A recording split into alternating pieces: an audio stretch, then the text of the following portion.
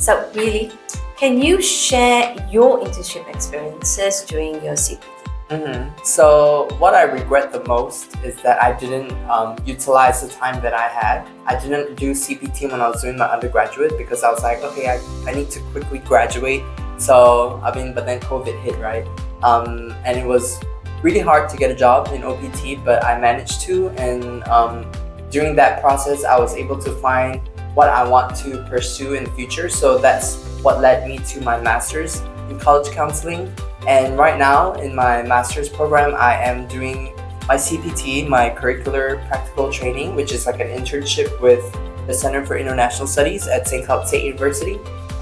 So they were able to give me a really good opportunity to kind of shadow or take some of the roles of my supervisor when she was on sabbatical during the spring semester. So in that position, I was able to learn a lot and develop a lot of my professional skills in the field of higher education, and that is what led me to today.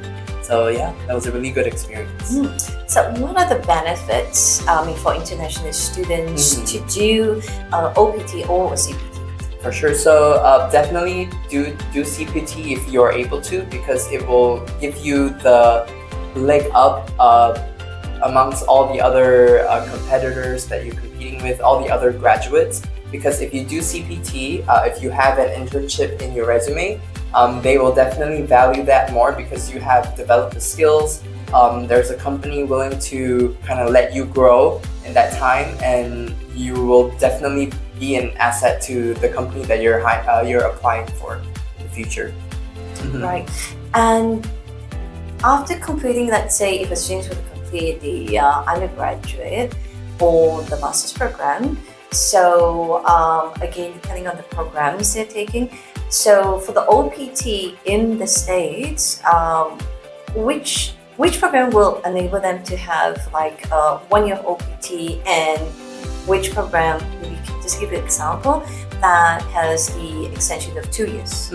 So every major has 1 year, but if you're doing like a STEM major, let's say mechanical engineering or like chemical engineering, like those related to science, technology, mathematics, so they're very heavily research based, then you will get an extension of 2 years. But also do research on the universities, because some, although it's like a science major, some universities are not actually like a research based university, so they don't actually count those majors as STEM. So you have to do your research carefully, and you can always reach out to the universities to ask if they count that as STEM, just so you can have that extra 2 years of working. But even if you get into one university, you started a program, you can always transfer to another one that you find that is more aligned to what you're looking for, and that's fine. Most universities will accept all the credits that you have done, and when you transfer, your GPA resets, so then it's like a clean slate. You can restart your GPA, and like your first semester in the new university, you can get like straight A's, and your GPA will be 4.0 if the one before is not. So that's always like a nice restart. Right. And I believe that the St. Cloud State University has a really strong career services, that will assist international students who are looking to do the OPT and the CPT.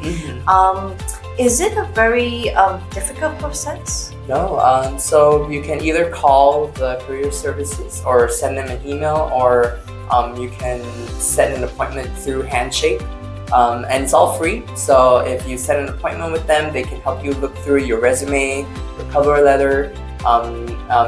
You can also tell them which company you're looking for. They have a lot of connections and partnerships with a lot of big companies, so that are always hiring. So if you are in need of a job, just reach out to them. They can help you find something that might interest you. If not, you can always apply for jobs through Handshake or LinkedIn.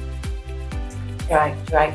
And does most OPT and CPT programs does students get paid? Yes.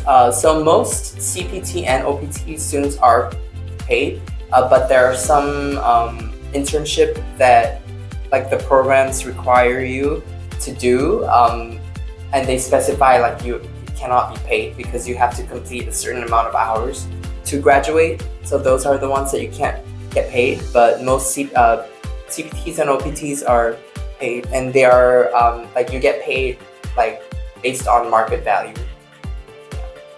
Right. Fantastic.